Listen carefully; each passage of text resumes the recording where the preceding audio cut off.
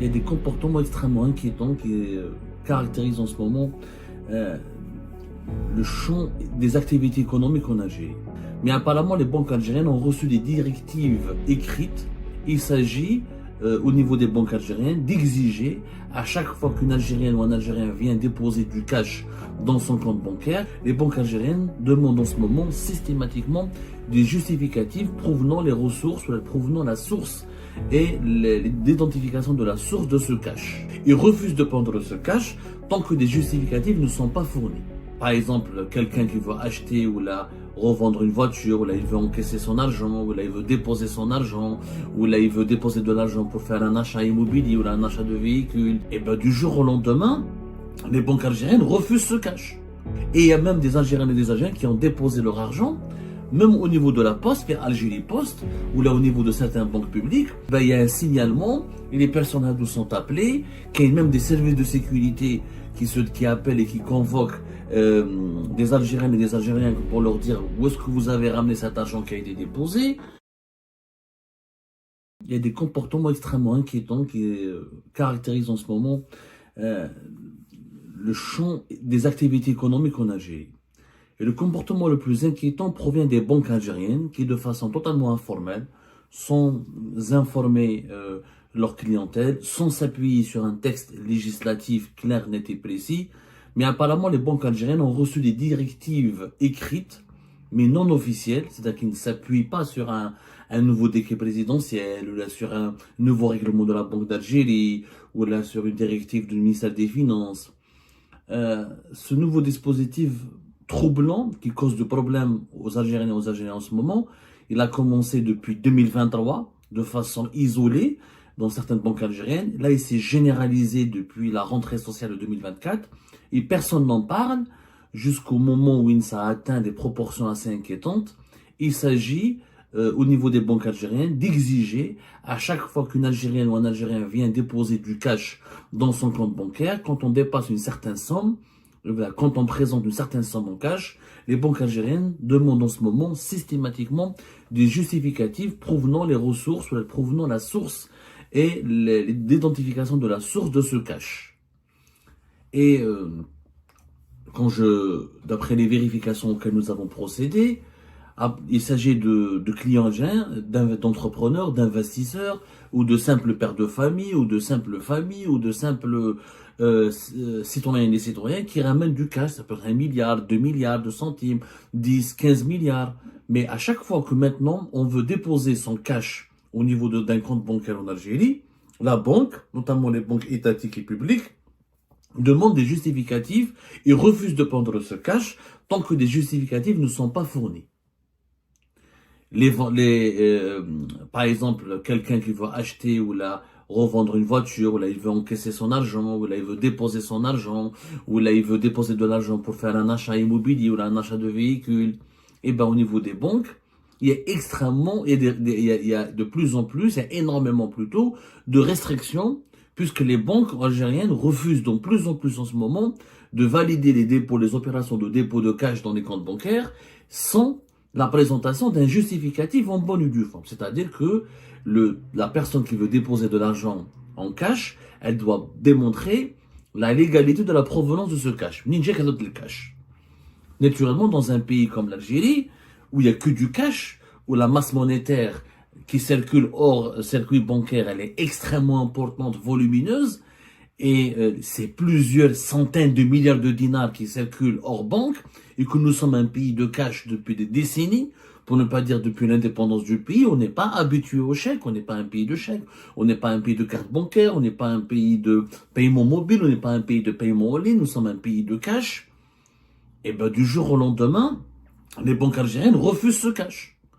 Elles refusent le cash et elles demandent des justificatifs, et il y a même des Algériens et des Algériens qui ont déposé leur argent, même au niveau de la Poste, via Algérie Poste, ou là au niveau de certaines banques publiques, quand les dépôts dépassent un certain seuil, par exemple 500, 800 ou là 1 milliard, et ben il y a un signalement, et les personnes sont appelées, qu'il y a même des services de sécurité qui appellent et qui convoquent des Algériennes et des Algériens pour leur dire où est-ce que vous avez ramené cet argent qui a été déposé, et on leur dit que c'est des enquêtes pour le blanchiment d'argent, des enquêtes contre l'évasion fiscale. Mais attendez, allons-y doucement. Nous avons toujours été un pays de cash. Et aujourd'hui, les banques sont instruites de signaler les mouvements de capitaux et de refuser ce cash et d'exiger des justificatifs de ressources.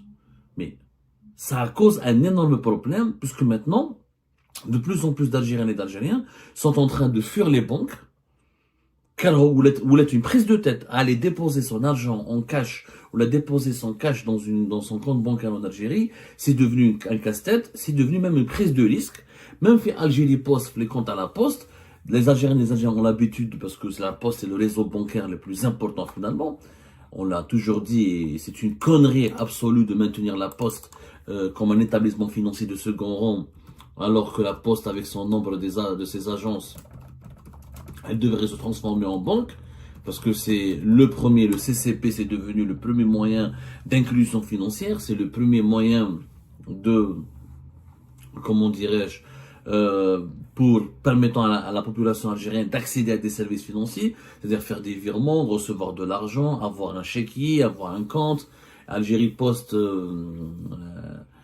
elle compte 4224 bureaux de poste jusqu'à l'année 2024. En 2020, ils étaient 3999, donc on est à 4245. Il y a 1993 distributeurs automatiques au niveau de Algérie Post. Donc 4220, voilà, plus exactement. Bon, ben là, le dernier chiffre, on parle de 4245 bureaux de poste. Après, il y a les agences, il y a les bureaux. Tous les bureaux de poste ne sont pas développés, dotés d'un service de retrait, ou là, de déposer de l'argent, ou là, qui peut délivrer des chéquiers, ou là, la carte d'Habia. Mais en tout cas, la Poste, elle est le premier établissement bancaire, en réalité, le plus fréquenté par les Algériens et les Algériens. Le nombre de clients d'Algérie Poste, il est à plusieurs millions de personnes. Je crois que le nombre des comptes CCP, on va voir, je vais vous donner le dernier chiffre, le plus actualisé. On est à 24 millions. Pratiquement, ça avoisine les 24 millions. 23 6 millions de personnes ont un compte CCP en Algérie depuis 2022. C'est-à-dire qu'ils ont la possibilité de faire un transfert, de faire un virement, de recevoir l'argent sur leur compte CCP. Le compte CCP il est limité parce que Algérie Post n'est pas une banque. Si on l'a transformé en une banque, bah, ce serait la première banque du pays, la banque postale, comme il y a ici en France, la fameuse banque postale, comme il y a une banque postale au Maroc, comme il y a une banque postale un peu partout dans les pays arabes.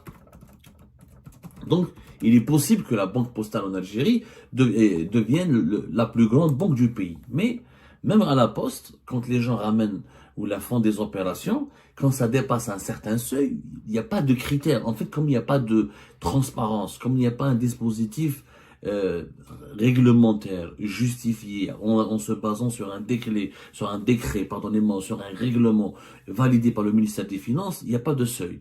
Si tu fais par exemple un transfert d'un compte CCP à un autre CCP qui dépasse 50, 60, qui est à partir de 80 millions, ils les ont appelés. Signalement, blanchiment d'argent, tu dois justifier cet argent. Le responsable des bureaux de poste est obligé d'appeler la police, de signaler ce sévèrement à la police. Quand il y a des problèmes dans certains bureaux de poste, à partir de 60, 70 millions de centimes, on leur demande des justificatifs. Il y a même des personnes que j'ai interrogées moi-même qui ont été appelées par les services de sécurité, notamment par la police ou pour la gendarmerie, pour leur dire d'où est-ce que vous avez ramené cet argent. Et ça cause problème. Personne ne parle de ce sujet parce que, d'abord, parce qu'il n'y a pas de loi claire. C'est du cas par cas, ça change d'une wilaya à une autre wilaya, ça change d'une banque à une autre banque, mais globalement, il y a une politique nouvelle qui a été mise en place en Algérie, dans le pays depuis 2023, et qui s'est permanisée, qui s'est approfondie, qui s'est enracinée à partir de 2024, où on ne peut pas déposer le cash comme on veut. Alors qu'avant, par exemple, avant 2019, on pouvait déposer 20 milliards, 30 milliards, 40 milliards de centimes, il n'y a pas de problème. En Algérie maintenant, tu dépasses 1 milliard, 2 milliards, on te demande des justificatifs. Le but, il est louable, trop les abdos, mais c'est une bonne chose. Ça obligera les gens à ne pas faire du blanchiment, ne pas faire d'évasion fiscale, à justifier leurs ressources, à payer des impôts sur cet argent. Mais attendez, le problème c'est que si on veut créer un nouveau écosystème, il faut des étapes.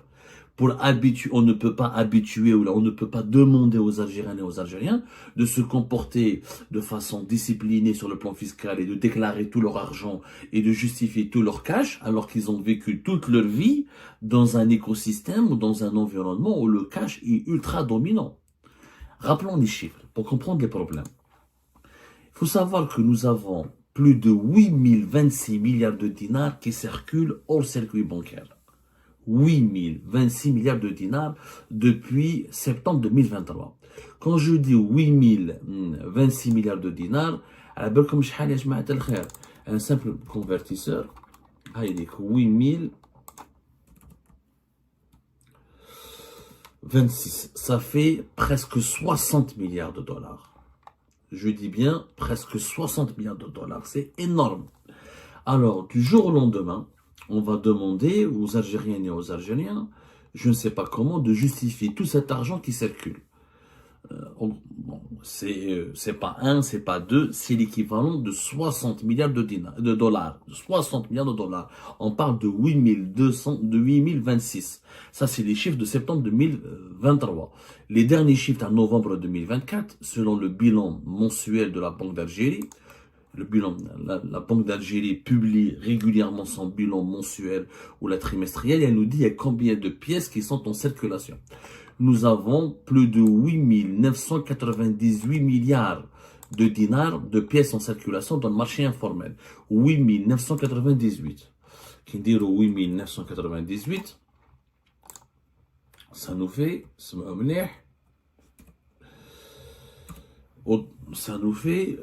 plus de presque 67 milliards de dollars.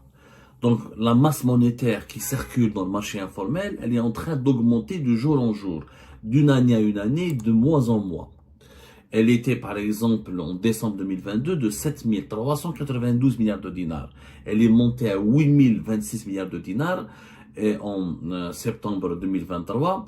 Et elle est depuis, on va dire, selon le bilan de la Banque d'Algérie, le bilan mensuel de quel mois Hadaya, en septembre 2024, elle a dépassé les 8982 milliards de dinars, c'est-à-dire l'équivalent de 67 milliards de dollars. Tout cet argent circule dans l'informel, c'est-à-dire qu'il ne passe jamais par un circuit bancaire, ni par le compte CCP, ni par la banque, ni par aucune banque en Algérie. C'est l'argent de l'informel. Les estimations les plus optimistes, entre 34 et 35% de tout l'argent qu'il y a en Algérie échappe aux banques, échappe au contrôle du fisc, au contrôle des impôts, puisqu'il échappe au canal bancaire. Ça, c'est une estimation très optimiste, parce que d'autres experts, ils disent que c'est beaucoup plus que cela. Ils disent que la masse monétaire qui circule, et l'argent, les liquidités qui circulent hors cadre bancaire, hors canal bancaire en Algérie, et elles dépassent largement les 40 et 45%. Ça, c'est les estimations qui collent les plus à la réalité du pays. Mais bon, donc nous avons l'équivalent de 67 milliards de dollars, c'est de l'argent du peuple. C'est quoi l'informel? C'est l'agriculteur, c'est le commerçant, c'est les familles algériennes, c'est le retraité, même le salarié qui travaille, qui a une paye, qui l'utilise sur le marché informel. Le marché informel, c'est des millions d'employés en Algérie. On sait même pas combien de personnes travaillent en Algérie, le marché informel. Ce sont des millions de personnes. On a du mal à peu près, on a du mal à imaginer. Et par exemple, depuis 2002, on sait que 43% du travail, dans certains domaines, comme l'agriculture, le bâtiment, le marché informel fait travailler 43%. Dans d'autres études, ils disent que les 47%, entre 45 et 47% du marché du travail en Algérie est dominé par l'informel. Donc, mais on n'a pas de statistiques fiables parce que nous n'avons pas malheureusement d'outils ou d'enquêtes de terrain suffisamment approfondies pour mesurer l'ampleur de l'informel dans notre pays. D'autres études, par exemple, faites par des organismes indépendants de l'État algérien, 70% des femmes algériennes travaillent dans l'informel. Donc, comment ça se passe. On n'a pas d'idée. On sait que le marché informel, c'est énormément d'argent et des millions de personnes qui vivent du marché informel. D'ailleurs, la preuve des estimations, il dit que le marché informel représente à peu près plus de 30% du PIB, de toute la richesse nationale qui a été créée en Algérie. Il y a encore, c'est des estimations. En réalité, le marché informel, il est beaucoup plus important qu'on essaie de le chiffrer. Parce que comme il n'y a pas d'enquête sur le terrain, on peut entre 30 et 40%. Donc, comment du jour au lendemain, dans un pays où 30 à 40% de ton PIB vient de l'informel, où 34 à 45% de ta masse monétaire de liquidité, de l'argent qui circule dans le pays vient de l'informel, comment peux-tu du jour au lendemain demander ou obliger les Algériennes et les Algériens à justifier leur cash? Comment ils vont les justifier? Ils ne peuvent pas le justifier. Bien sûr qu'il ne peut pas le justifier. L'IRDM, les saisonniers de l'agriculture, l'IRDM في البي تي بي, l'IRDM في la maçonnerie, l'IRDM في la plomberie, l'IRDM في الطابل اللي عنده طابلة تاع لي كوميرس في الدلالات ولا في لي مارشي انفورميل, اللي يبيع لي باس, اللي يبيع لي فيتمون, ولا اللي يبيع لي تليفون, ولا هادو ils gagnent tous leur vie du marché informel. Et encore, on sait vraiment, et ce sont des millions de personnes. Vraiment, c'est des millions de personnes, on peut les estimer facilement. On a 12 millions, presque 12 millions de salariés en Algérie. On peut dire que l'informel, c'est entre 4 et 5 millions de personnes, facilement, qui vivent de l'informel directement. Mais indirectement, directement. Donc, comment ils vont justifier l'argent qu'ils gagnent. Et si tu les empêches de déposer leur cash dans les banques, ça va être très compliqué pour eux, pour vivre, parce que à un moment donné, on peut vivre que du cash en Algérie, mais il y a des nouvelles lois qui entrent en application. Par exemple, la fameuse loi, la loi de finances 2025 qui oblige maintenant à ne plus utiliser le cash pour acheter un bien immobilier, pour acheter une voiture, ou là pour acheter les yachts, etc., mais surtout des voitures et les villas, les biens immobiliers, comme les logements. On en parlera dans une autre émission des complications extrêmement difficiles qui vont s'abattre sur la population algérienne à cause de cette loi qui est ambitieuse, mais qui est hâtive, qui est précipitée. Dans un pays, dans un État qui se respecte, on n'établit pas des lois sans étudier les besoins du terrain, les besoins de la population, faire un constat de la réalité. Il faut que la loi, son application soit intelligente et il faut qu'elle corresponde à la réalité du pays dans laquelle elle va être appliquée. Si tu prends une loi française, elle ne sera jamais appliquée en Algérie, parce que la réalité algérienne est différente de la réalité française. Comme la réalité française est différente de la loi. Comme une loi algérienne ne va jamais marcher ou la fonctionner convenablement dans un pays comme la France, parce que la réalité algérienne elle est différente de la réalité française. On ne peut plus aujourd'hui interdire le cash en Algérie si on ne trouve pas des moyens pour développer la bancarisation et l'inclusion financière. C'est-à-dire que toi, tu ne peux pas venir du jour au lendemain et tu peux me dire, Arlas, je ne reconnais pas la légalité ni la fiabilité du cash qui circule dans le pays, c'est-à-dire les 67 milliards de dollars qui circulent dans le pays, ce n'est plus légal de les utiliser. Il faut que tout passe par les banques. Oui, mais on a combien de banques? On n'a même pas 1800 agences bancaires. وحكينا عليها 1000 fois. روحوا شوفوا le nom des agences bancaires en Algérie. وحكينا عليها il y a pas longtemps. Il y a à peine 1800 agences bancaires, même pas 1800, 1700 et quelques agences bancaires. Et ben voilà les amis, c'était ça. Je vous remercie toutes et tous sans exception comme d'habitude pour avoir suivi la vidéo jusqu'à la fin et toutes nos vidéos. Je vous remercie pour vos commentaires et pour vos réactions. N'oubliez pas de nous laisser des commentaires sur le sujet de cette vidéo et aussi de vous abonner à la chaîne si vous n'êtes pas encore abonné. Donc voilà, je vous remercie encore pour votre soutien à la chaîne, pour vos abonnements et pour toutes vos réactions et pour vos commentaires très diversifiés. Et j'espère pouvoir toujours être à la hauteur de vos expectations. Donc voilà, merci encore une fois et à la prochaine dans une nouvelle vidéo. Au revoir.